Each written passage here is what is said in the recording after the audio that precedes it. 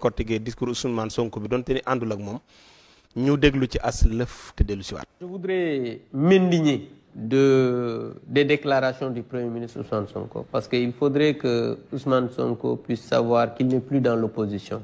Ousmane Sonko gagnerait à retrouver sa sérénité pour travailler pour les Sénégalaises et les Sénégalais. Parce que là où on l'attend, mais c'est de régler le problème des Sénégalaises et des Sénégalais, c'est-à-dire trouver du travail pour les jeunes, travailler à l'entrepreneuriat des jeunes, travailler à la protection des femmes, travailler à ce que le Sénégal puisse continuer à être dans l'émergence, travailler à la sécurité des Sénégalaises et des Sénégalais.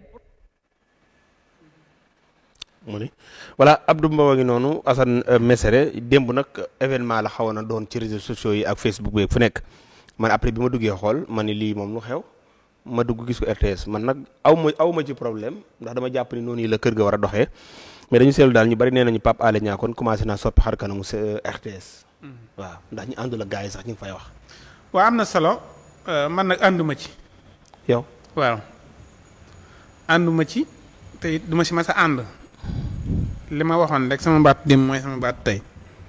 opposition bi nag waxuma bu ñu génn télé. ndax télé bi ñoo ko moom.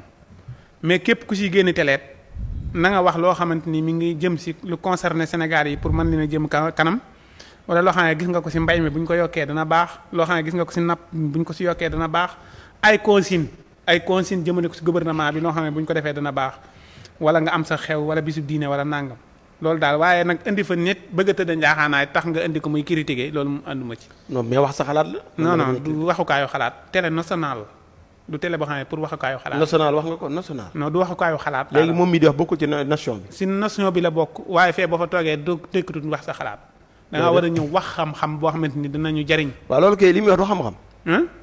li muy wax du xam-xam. non dama ni xam nga da nga ne ma wax sa xalaat man du wax sa xalaat télé bi du télé waxukaayu sa xalaat télé la boo xamante ni boo fi ñëwee da ngay toog maanaam adduna bépp di la seetaan nga ñëw wax si loo xamante ni dundiinu Sénégalais yi dana mën a ñoŋ na concerné Sénégal yi mais pas nit képp ku fi ñëw di wax si loo xam ne nit def na ko comme ça tey ji nit def na benn acte nga ñëw toog RTS naan acte bi mu def nangam non loolu télé national. télé national saa boo ñëwee rek da ngay wax si national bi nit ñi lu leen di jëmale kanam kon daal képp koo xamante ni day ñëw pour tontu nit bu mu fa wax. bu dee yeneen télé yi.